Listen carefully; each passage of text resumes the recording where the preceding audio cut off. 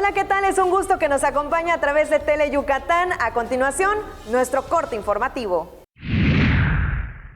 El 40% de los yucatecos sufre de rinitis alérgica, una enfermedad inflamatoria de la nariz que puede derivar en asma, advirtió la presidenta del Colegio de Alergólogos e Inmunólogos de Yucatán, Silvia Espinosa Morales. Que es la enfermedad más común, ¿no? Porque ahí es donde llegan las cosas que están en el ambiente, como partículas ambientales de los ácaros del polvo, humedad y pólenes que causan esta inflamación crónica de la mucosa nasal.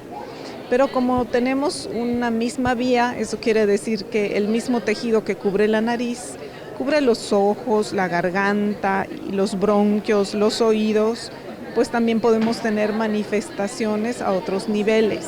Debido a ello, en estos pacientes se puede presentar conjuntivitis, sinusitis recurrente y otitis. La rinitis alérgica afecta la calidad de vida del paciente y en el caso de los niños, las consecuencias pueden ser bajo rendimiento escolar, ansiedad, irritabilidad e insomnio.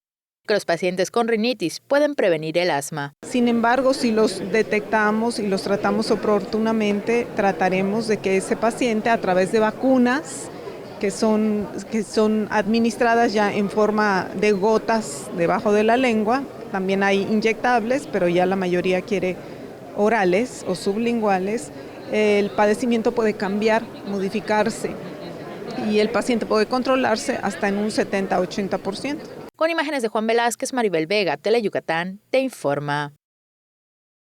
Esto es lo más relevante que ha sucedido en nuestro estado en las últimas horas. Nos vemos en el próximo corte informativo.